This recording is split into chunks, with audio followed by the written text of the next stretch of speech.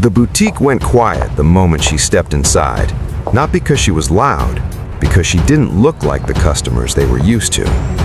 It was the kind of bridal shop that felt more like a private gallery than a store. Mirrors everywhere, soft lighting, champagne on silver trays, and white gowns displayed like they were protected by museum rules. And then Emily walked in, alone. No stylist, no entourage, no designer bag swinging from her arm. Just a simple dress, comfortable shoes, and a small notebook held close to her chest. Inside that notebook were sketches, dress ideas, necklines, sleeves, fabrics, tiny notes written in the margins like soft waistline, not too much sparkle, something that feels like me. Emily had been collecting ideas for months, not because she wanted to impress anyone, because she wanted to remember what she liked before the world started telling her what she should like. She stood near the entrance politely, waiting for someone to greet her. 3 bridal consultants were busy with other brides. One was adjusting a veil, another was pinning a gown, the third was standing beside a mirror, nodding dramatically, like she was approving a royal portrait. But even while they worked, their eyes kept drifting toward Emily, not welcoming, evaluating, like she was a question they didn't want to answer.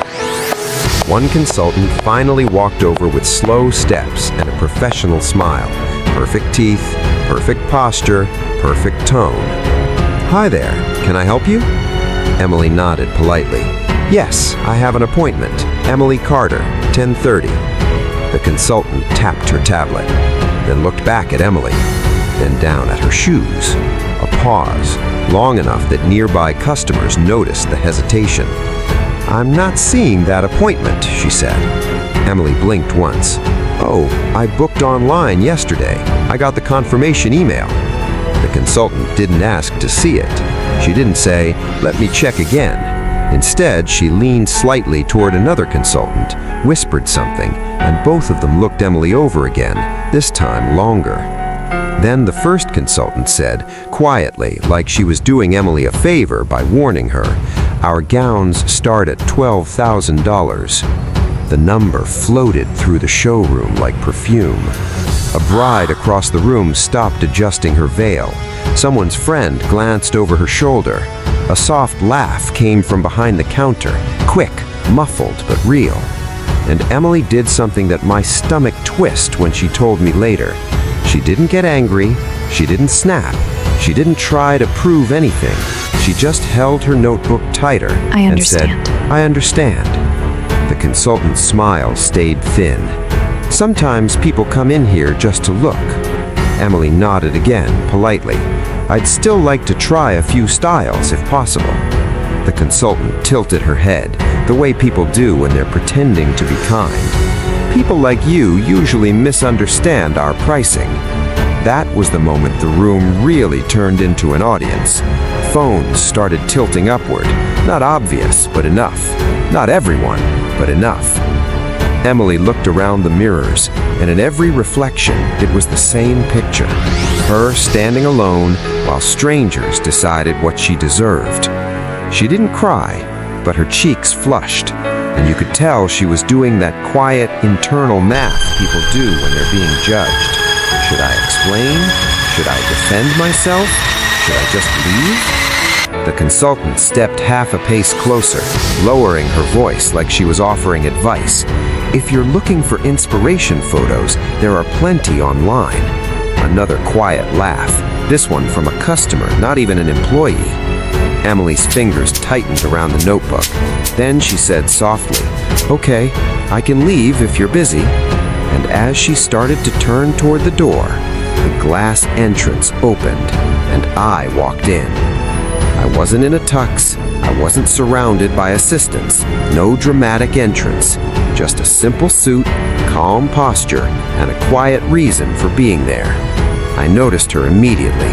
Emily, standing alone, notebook in hand, trying to keep her face composed, like she wasn't standing in the middle of a public rejection.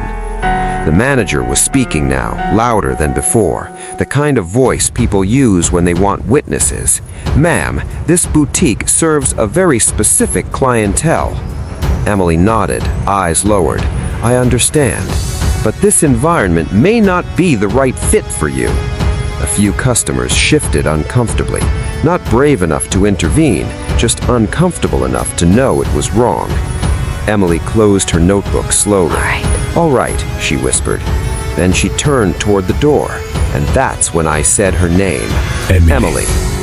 The entire room turned. She looked up. For half a second, relief flashed across her face. Then she forced a small smile, like she didn't want to make the situation bigger. It's okay, she said softly. They're busy. The manager stepped forward immediately, directing her voice at me now. "Sir, this case is currently assisting scheduled clients."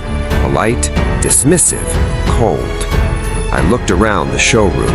Mirrors, staff, customers, all watching like this was entertainment. Then I looked back at the manager. "My fiancée had an appointment," I said calmly.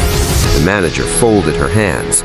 "Unfortunately, we have to prioritize serious buyers." That sentence landed like a verdict. We can go somewhere else. Emily touched my arm gently.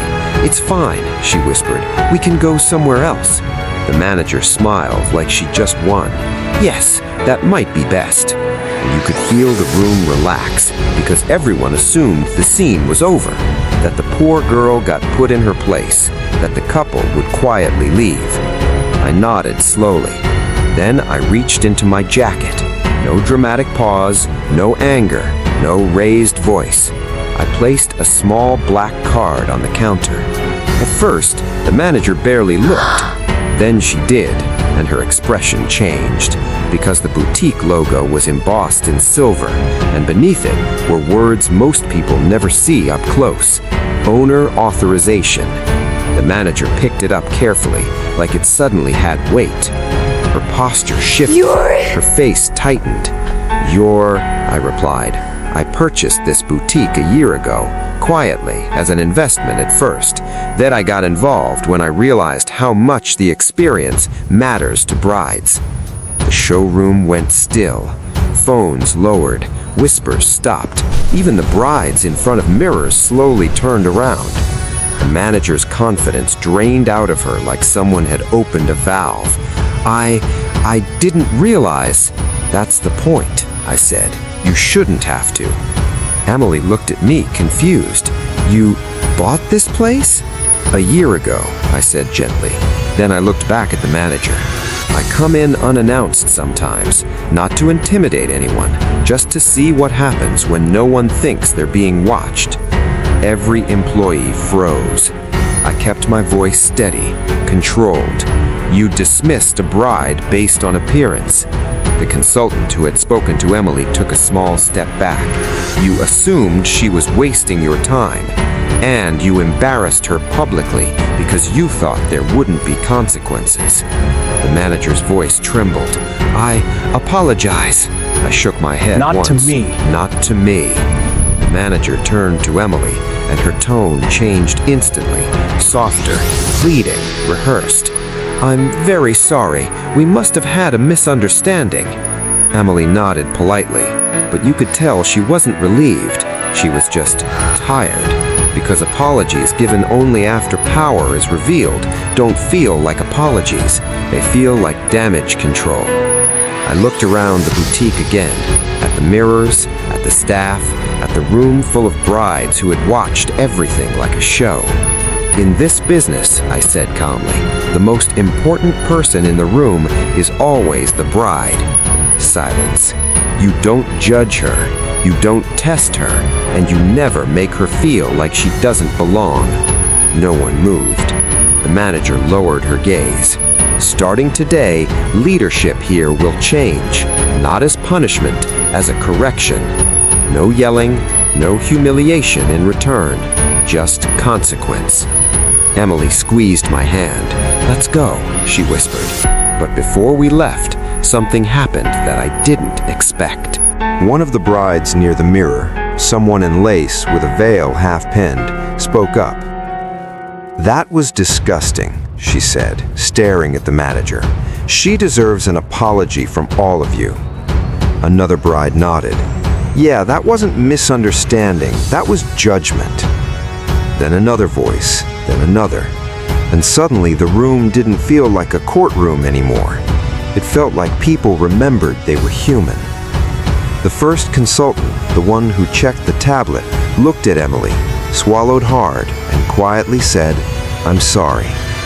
Not perfect, not polished, but real.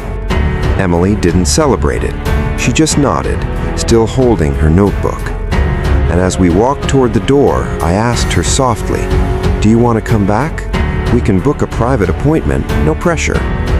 Emily looked down at her notebook. Then she opened it. Inside were her sketches, simple, thoughtful, personal, the kind of designs that weren't made to impress strangers. At the top of one page, she had written a small line to herself, "Wedding Day." She smiled a little. "I think I already found what I needed." I frowned. "You did?" She tapped the page. "I don't want a dress that makes me feel like I have to earn the right to be here. I want one that feels like us." I squeezed her hand. "Then we'll do it your way." And as we stepped outside, away from the mirrors and the champagne and the price tags that made people forget their manners, I looked back once. That boutique, where she had been made to feel small, was completely silent. Not because anyone was impressed, because they were ashamed. And sometimes the loudest lesson isn't delivered with a speech. It's delivered when the person you tried to dismiss turns out to have the power to change the room without ever raising their voice.